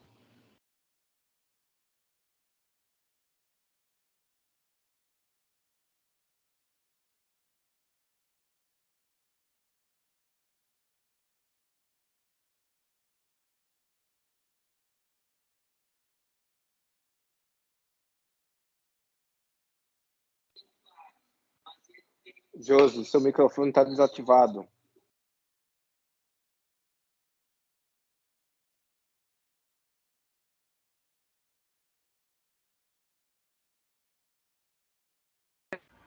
Você apertou a barra de espaço. Aqui. E agora, como é que eu vou voltar para a apresentação do slide? E aí? Então, todo mundo, isso aqui que era sensível, agora sai como I. Esse intermediário, a gente precisa rever isso aqui. Não é mais intermediário, é sensível aumentando a exposição. E veja, ele não está falando sensível aumentando a dose, é aumentando a exposição. Por isso que aí a gente tem que rever a exposição do antibiótico, o tempo de infusão, o tempo mais antibiótico no sítio de infecção por mais tempo. Então, isso aqui, aí eu trouxe para... Isso aqui é resistente. Isso aqui não. Você está autorizado e deve utilizar cipro para uma pseudomonas dessa, principalmente em tecido, você vai aumentar a exposição. No caso do cipro, fica fácil, a gente aumenta a dose. No caso do cefepime também. Aquela dose de 2 gramas de 12 em 12, a gente aumenta de 2 para 2 gramas de 8 em 8. Então, a gente vai tentar ver uma forma de mudar isso aqui, brigando com o TASI, para não colocar esse intermediário. Colocar o que está aqui embaixo. Sensível, aumentando a exposição. Mas, de antemão, todo mundo precisa entender que isso aqui não é resistente. Resistente aqui é o Tazocin. E aí, aqui os 2 antibiogramas para comparar o que realmente é resistente. E a procalcitonina, hein, gente? E os biomarcadores? Então, a procalcitonina é um problema, porque, assim, a única indicação prevista pela Agência Nacional de Saúde, pela ANS, é diferenciar, quando você quer diferenciar entre pneumonia viral e pneumonia bacteriana. Então, na COVID, a gente teve uma licença para utilizar. A procalcitonina, os trabalhos demonstram que ela é mais útil para auxiliar na decisão de retirar precocemente os antimicrobianos e não para iniciar, né? Ela aumenta mais na infecção sistêmica e não na infecção local, mas tem que lembrar que ela aumenta muito na insuficiência renal. Então, isso aqui pode ser um confundidor. E aí tem outros trabalhos que demonstram que ela não é útil para diminuir o tratamento inicial se não for uma infecção respiratória não grave. Ela é útil só nesses pacientes com infecção respiratória adquirida na comunidade não grave. Então, fica muito complexo o uso da procalcitonina, principalmente que nessa utilidade dela aqui, para retirar o antibiótico, quando o pessoal pede, se dá positivo, fica feliz. Olha, entrei com antibiótico. Se dá negativo, não tem coragem de tirar. Então, pensa bem antes de pedir. Então, tem uma proposta para a gente utilizar a procalcitonina, que seria no 5º dia de tratamento, solicitar, além da procalcitonina, o PCR e tal, e se tivesse uma queda maior que 80%, suspender no 7º dia. Aí eu repito, aqui no Brasil isso não ganhou força, porque a única indicação pela Agência Nacional de Saúde é para diferenciar pneumonia viral e pneumonia bacteriana. Mas seria uma indicação interessante. Então, procalcitonina, quem tem coragem de solicitar o exame vai precisar ter coragem de suspender o antimicrobiano se a procalcitonina vier negativa, ok? E aí vamos voltar rapidamente, está acabando, viu, gente? Para o ceftazidima avibactam, só deve ser utilizado após a demonstração de sensibilidade no antibiograma ou a identificação de carbapenemase e mais, após a demonstração de sensibilidade, mas se você tiver uma outra opção, por exemplo, for um ISB, é sensível a ele, mas é sensível a meropenem, você não vai usar, ele não é para ser utilizado como poupador de carbapenêmico. E a gente tem que preservar bem esse antibiótico. Ele é para KPC ou Oxa 48 e pega pseudomonas também. Não deve ser utilizado empiricamente, nem como poupador de carbapenêmico. E aí vamos falar sobre as associações, né? As polimixinas, a gente já viu que não são infalíveis, tem resistência aí de quase 40%. Esse é menor no acineto, mas bem importante na Klebsiella e na pseudomonas.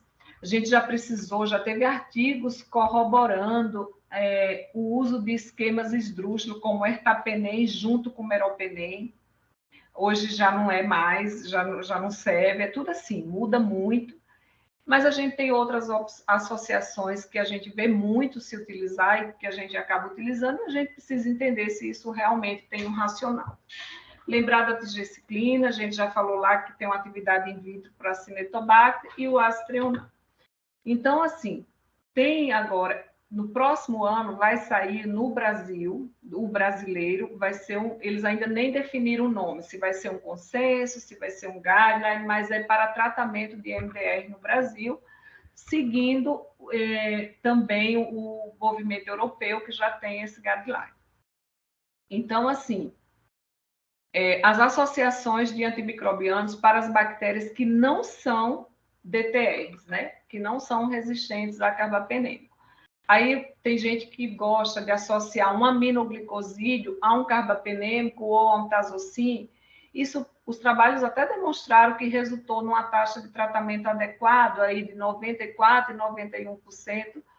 91%, comparado com 89% e 79% quando em monoterapia. Porém, a terapia combinada dessa forma, ela só tem benefício se o paciente estiver chocado. E quando chegar a cultura, retirar um deles. Então, porque ela não amplia o espectro em patógenos suscetíveis. Então, você coloca meropenem e amica porque você não tem a cultura e o paciente está chocado. É válido, ninguém vai brigar com você. A cultura chegou e é sensível a meropenem, aí você precisa tirar a amica. Porque você vai gastar antibiótico, queimar rim, sem necessidade, porque não há uma ampliação do espectro com essa associação. Certo? Agora, para as DTRs, aí que eu pulei lá atrás, vai acontecer no Brasil também o nosso guideline, mas já tem esse aqui internacional, que eles fizeram uma análise extensa para perceber se a monoterapia ou a terapia combinada nessas bactérias que eram resistentes a carbapenêmico tinha algum sentido. Então, assim, combinar polimixina B para tratar Enterobacter resistente a carbapenêmico, que são as Klebsieras, as E. coli, isso tem alguma vantagem? Então, eles votaram que realmente tem uma vantagem, né? Agora, sim, de 14-1 em favor da combinação. Se o segundo agente, isso quando tem um mix suscetível, né? Agora, se o segundo agente não tem um mix suscetível, também votaram 11-4, por exemplo. Todos os outros são resistentes, o MIC do meropenem é maior que 32, mesmo assim eu associo o meropenem com poli B, eles votaram ainda numa maioria que associa para enterobactéria resistente, ERC, as nossas ERCs. Agora, se o outro agente tiver um MIC bom, aí você associa, foi mais unânime aqui. Para pseudomonas, a mesma coisa.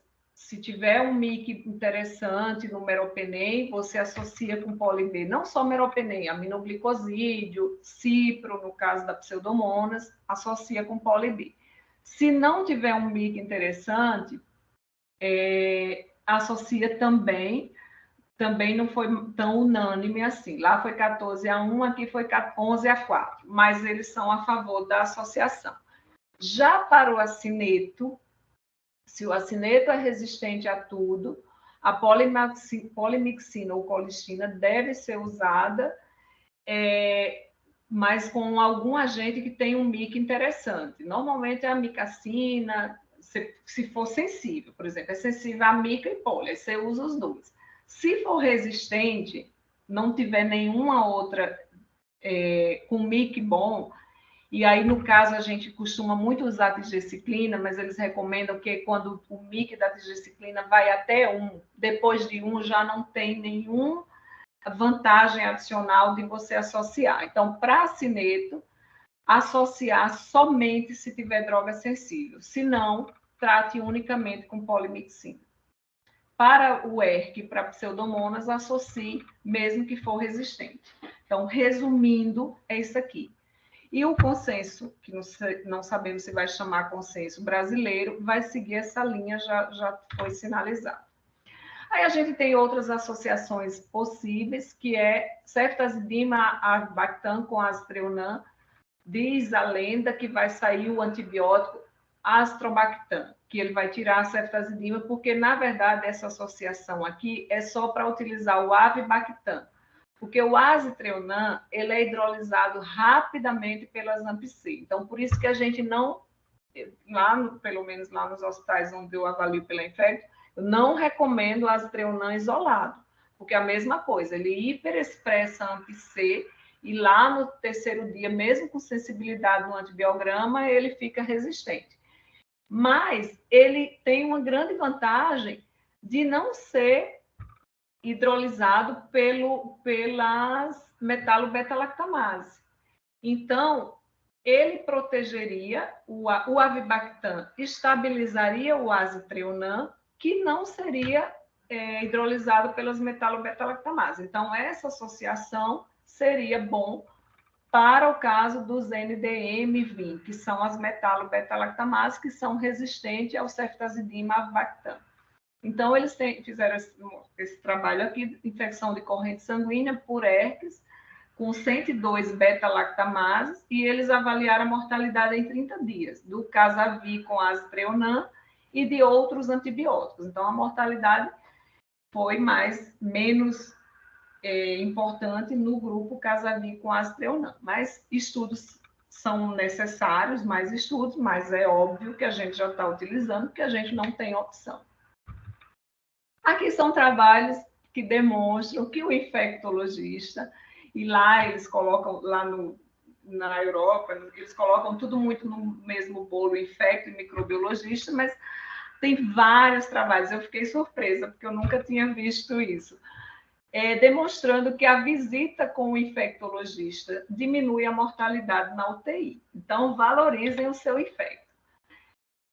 Outra coisa é os cuidados paliativos com o uso excessivo de antibiótico. Infecção microbiana é o desfecho letal do paciente crítico. É consequência da paralisia do sistema imune, mas a presença de vários fatores de risco que não podem ser removidos. Agora, lembrar que terapia antimicrobiana não é terapia sustentadora de vida. E a pessoa tem que ter o direito de morrer sem ter necessidade de usar o meropenem, porque a gente até fala, ninguém tem o direito de morrer sem usar meropenem, mas a pessoa tem que ter esse direito. E tem também trabalhos falando disso, sobre cuidados paliativos e antibióticos. E aí até fala assim, que se o antibiótico vai ajudar no conforto, aí você até pode usar, mas normalmente o antibiótico ajuda no conforto, e os trabalhos demonstram que geralmente são em infecções urinárias. Aí sim, a gente vê, porque a gente às vezes passa uma sonda num paciente paliado e a sonda obstrui, cheia de grumo. Então, às vezes a gente precisa tratar por causa do conforto. Mas para a infecção respiratória, a maioria dos trabalhos não mostram benefício com antibiótico no paciente paliado. No dia 10 de outubro, nós vamos lançar no Hospital Primavera o programa de stewardship do hospital. Nós ainda estamos engatinhando, vamos precisar de ajuda, não sabemos bem como vamos fazer, mas nós vamos fazer, vamos começar. E o objetivo seu deve sempre prescrever antibiótico certo, no momento certo, na dose, nas vias corretas, causando o menor prejuízo para o paciente e para os futuros pacientes. Gente, obrigada. Foi super cansativo, acredito, para vocês, mas é um tema que tem muito mais coisa para falar. Eu me coloco à disposição por e-mail, quando vocês tiverem dúvida. Quem tem meu telefone também, os meninos até mandam. É uma coisa que eu gosto muito de discutir e que eu acho que a gente tem a responsabilidade de conter, de divulgar mesmo o uso de antibiótico, a melhor forma de usar. E não é só pelo paciente de agora, é pelos próximos pacientes. Então, eu me coloco à disposição, eu não botei meu telefone aqui, mas tem meu e-mail, tem meu Instagram, e quem tem meu telefone pode me mandar zap, que assim que eu puder, eu tenho o maior prazer de responder. E se eu não souber, a gente busca. Era isso.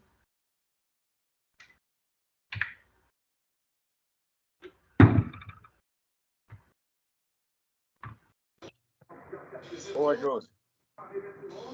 Excelente. Toda vez que eu vejo uma aula de mecanismos de resistência microbiana, eu me sinto feliz na aula de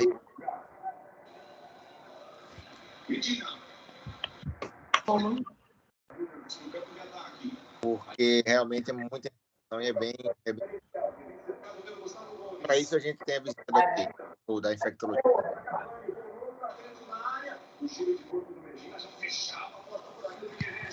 Acho que Deus nem está ouvindo. Luiz, seu áudio cortou. Ficou meio ruim. Seu áudio que ficou ruim, eu acho. Alguém tá assistindo o jogo. Estou ouvindo um jogo de futebol aí no fundo, não sei quem é que tá ouvindo. Tava alto. Não, sou eu mesmo. André. Não, a aula é o seguinte, que toda vez que eu assisto, foi excelente a aula, e toda vez que eu assisto uma aula, só para tranquilizar os residentes, uma aula de mecanismos de resistência antimicrobiana, eu me sinto ortopedista numa aula de arritmia, mais ou menos. É complexo, mas no final a gente acaba, de tanto repetir, a gente acaba aprendendo. E na dúvida sempre tem infecto passando, né? Na UTI, né, Josi? Então... Foi a gente viu que tem resultado. O infecto precisa visitar o leito das UTIs, principalmente. Eu acho que isso é imprescindível, né? Assim, da visita mútua, inclusive, ter a presença do infecto. Eu acho que a aula foi bem abrangente. Foi, assim, você conseguiu, eu disse, fazer de um limão a limonada, né? Porque a missão era árdua demais, né? Uma aula de uso racional de antimicrobianos em uma aula só. Mas foi excelente, tá? Eu queria agradecer e parabenizar você. E abrir aí para a galera, quem tiver dúvida, aproveite, hein? Vocês que são do cirurgia, por exemplo, que não tem contato com o Josi todo dia, aproveita aí para tirar dúvida. Alguém levantou a mão aí, quem foi? Fui eu, Luiz Roberto. Oi, Josi, parabéns, viu? Nada, para mim, nada cansativo falar de resistência, sempre é prazer ouvir, e ouvir de você é sempre bom. Eu queria fazer só uma colocação em relação às cepas multi-Rs que estão dando resistente a torgena, ceftazina com avibactam, e que no teste do NG-Carba lá dá só presença de KPC, né? E alguns estudos já estão demonstrando que por vezes, a NDM ou outras metálicas, às vezes, não são detectadas, tá? Porque o teste não tem uma sensibilidade tão boa, ou então porque o micro-organismo está produzindo uma quantidade muito pequena que o teste fenotípico a gente não consegue detectar. Então, apenas uma orientação, mesmo na cepa produtora de KPC, que o teste da KPC é positivo, e a ceftazina com abactam deu resistente, não há uma evidência clara de ser metalo, da gente fazer o teste de sinergismo no laboratório para poder orientar melhor o antibiograma para vocês. Entendeu? Então, a gente pegou recentemente uma KPC positivo, que o teste de sinergismo também deu positivo de ceftazina com o azetrionam. Ceftazina com abactam e azetrionam. Então, é só essa dica que vale a pena fazer essa investigação para trazer mais opção para vocês. Perfeito. Cadê os residentes? Acho que o Luiz colocou um ponto forte, que a gente no Primavera tem o privilégio de a gente ter infecto muito junto. E não uma coisa que eu coloquei no grupo, viu, Josi, que você disse que o infectologista diminui mortalidade, depende do infectologista, viu? Então não é todo infectologista que a gente vai confiar, não. A gente tem, e assim, eu falo sem medo, a gente tem o privilégio de ter os Herrerias e ter o Vivas aí para a gente discutir, porque isso não é fácil. Acreditar que a gente vai aprender antibiótico, dizendo que assim, entra com ceftriaxona com 48 horas, entra com tazocin, esse já é dado no pronto-socorro, na verdade, nem ceftriaxona o pessoal tem dado, mas 48 horas entra com melopenem, depois já quem está com polimedicina está muito longe disso, né? E nós somos, sim, responsáveis pela incidência e pelo acrescente de multiresistente. Então, tem uma discussão racional séria com a microbiologia se sustentando para tomar decisões da maneira mais adequada, isso é extremamente importante. E a gente consegue, no Primavera, ter todo esse contexto adequado para a gente fazer isso da melhor forma. E pode ter certeza, a gente sente muita falta disso nos outros locais em termos de discussão, sabe? Discussões e muitas vezes até reflexões de como a gente pode otimizar, melhorar, descalonar e até tirar antibiótico, que a gente não tem muito nos outros locais e realmente fica difícil fazer essa reflexão. Então, o infectologista, eu concordo contigo, é extremamente importante, mas a gente já discutiu essa semana que parece que tem infectologista que não, na verdade, parece que usa muito mais antibiótico do que até clínico que não sabe de antibiótico. E aí fica com raiva quando a gente começa a discutir. Então, realmente, a gente precisa assumir essa responsabilidade muito grande. E ter o infecto próximo, até por repetição mesmo, uma hora esses mecanismos de resistência vai ter que entrar na cabeça da gente, não é possível. Porque realmente é difícil. Não é fácil e a gente precisa aprender.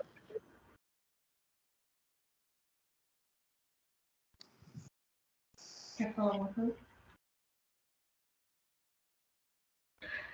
Eu estou bem preocupada, gente, porque eu estou achando que botei a galera para viajar, mas assim, não dava para não falar dessas coisas, entendeu? Mas, repito, Não, tem que falar sempre. Josi, você foi perfeita.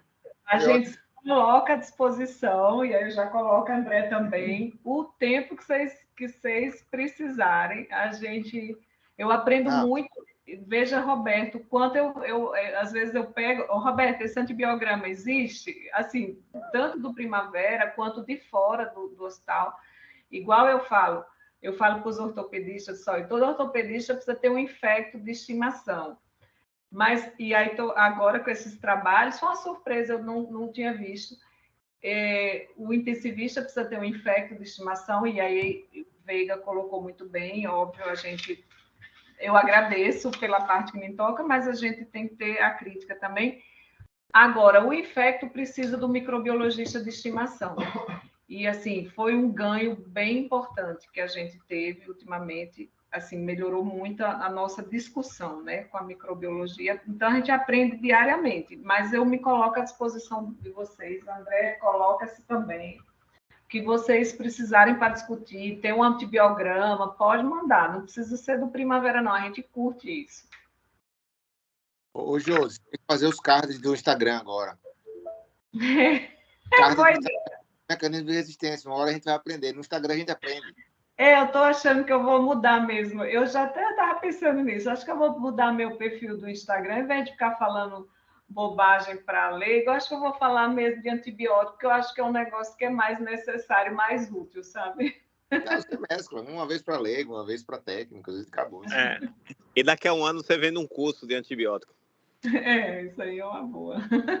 Quando chegar em 10 seguidores, você bota uma rasta para cima, aí pronto. Sobre a aula da Josi, tem muito slide, e o slide está muito rico de informação. Então, acho que vale a pena a gente colocar esse slide no grupo do Deep Web para os residentes consultarem. Excelente. Quando o Aleph passou na CCH, a gente arrancou o couro dele nesse sentido aí. E eu acredito que ele saiu um pouco diferente de quando ele entrou, de quando ele saiu. Eu percebo que o Gustavo, ele vai bem com antibiótico terapia. A gente ficou bem orgulhoso do Mário também, que foi o residente que passou. E do Heitor. O Heitor, ele se vira super bem em relação ao antibiótico. No momento, o residente padrão ouro, recém-saído do cirurgia, é a Cássia, né? Quando o Aleph passou... Ai, meu Deus! Quando o Aleph passou, o nosso objetivo era que ele fosse capaz de bater a Cássia. Agora, quando que os residentes do Primavera vão passar conosco, a Tiana e a Catrine, eu pretendo que elas sejam capazes de dar essa mesma aula que a Josi deu. Eita, Catrine! Olha que responsabilidade. E Tiana também. Tá tranquilo para você, Catrine. E quando passarem os próximos residentes do cirurgia, vai estar uma metodologia de treinamento mais madura. Então, a gente abraça o planejamento de vocês de fazer uma geração cada vez melhor do que a outra. E quem vai fazer a gente estudar vai ser esses meninos aí, né? Esses meninos que já são médicos, né? É verdade, a Aleph corrigiu uma prescrição de antibiótico minha, porque senão esse bicho, foi um bicho lá que tinha mudado de nome recentemente, eu não lembro nem qual era. Não, essa aqui é produtora de MPC. Vamos mudar, não pode ficar com o cefepime, tem que... Não, era Tazocin, né? Não pode ficar com Tazocin. E aí ele mudou. E afinal, se os bichos estão ficando cada vez mais resistentes, a gente precisa deixar o nosso intensivista cada vez mais sabido, né? E a nossa geração agradece tudo isso, sabia? Lembre-se que, na verdade, quando daqui a alguns anos que não tiver mais opção, quem vai estar, na verdade, sendo cuidado somos nós. Então, a gente precisa, de alguma maneira, que a geração que vem aí seja um pouco mais racional e que consiga tratar melhor a gente, né?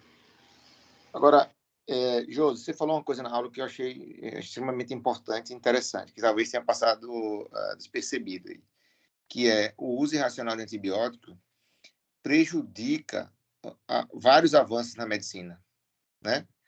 Então,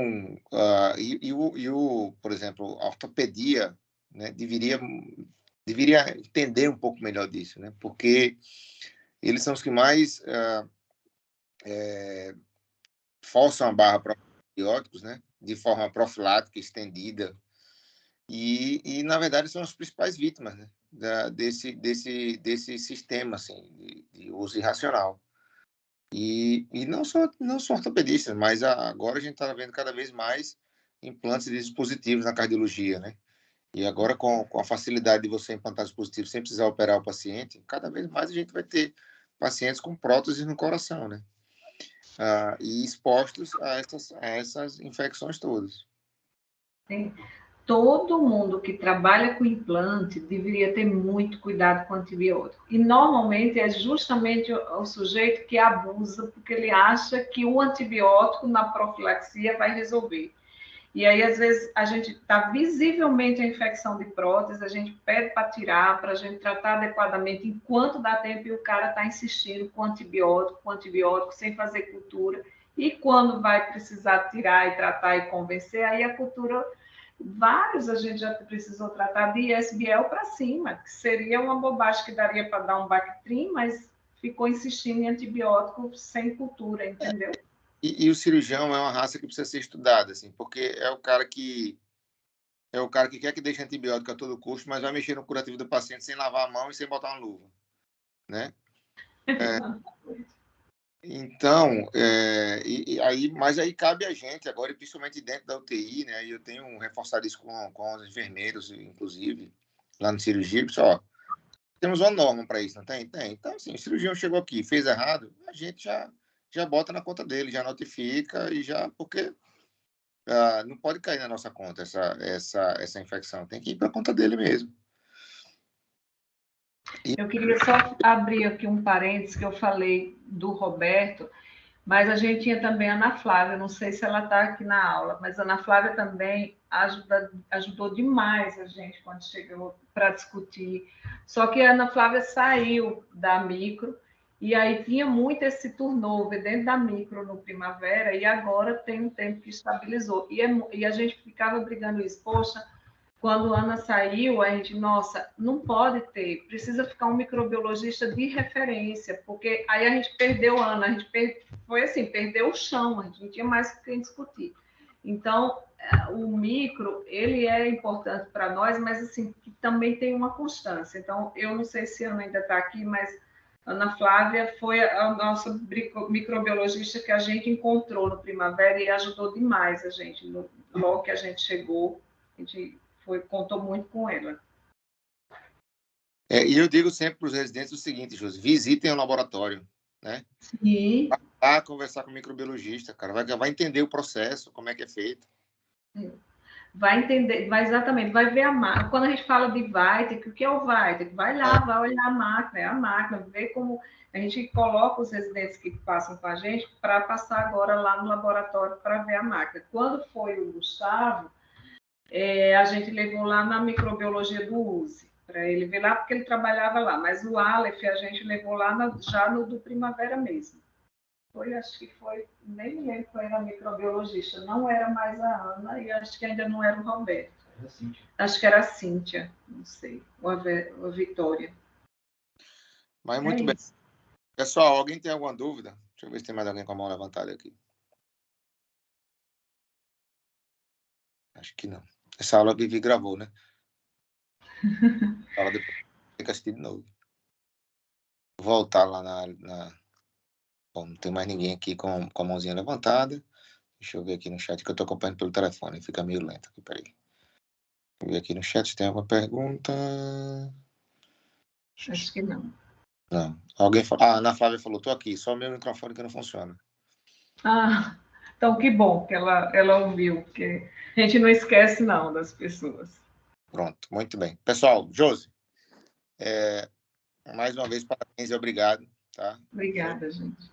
E André também, que foi o Foi sério. Eu sou o Pink, viu? Espero. Obrigado por terem aceitado aí esse desafio. Eu acho que é isso mesmo, assim. Né? Eu tinha até colocado para a Catrine, não foi? Você sugeriu mudar. Já estavam até vendo. No próximo ano vai ser Catrine, então. Pronto, Catrine. Meu Deus do céu. Mas foi ótimo, tá? Obrigado por ter aceitado aí. Obrigado a todo mundo que participou. Acho que Vivi vai deixar gravar essa aula aí para depois a gente assistir. Uma hora depois da 35ª vez que a gente assistir, a gente entende o mecanismo. Nós que agradecemos, pessoal. Obrigada pela presença. São quase 10 horas e valeu mesmo. Obrigada. Boa noite, boa noite. Obrigada pelo convite. Boa noite, Josi. Obrigado. Obrigada. Tchau, gente. Boa noite.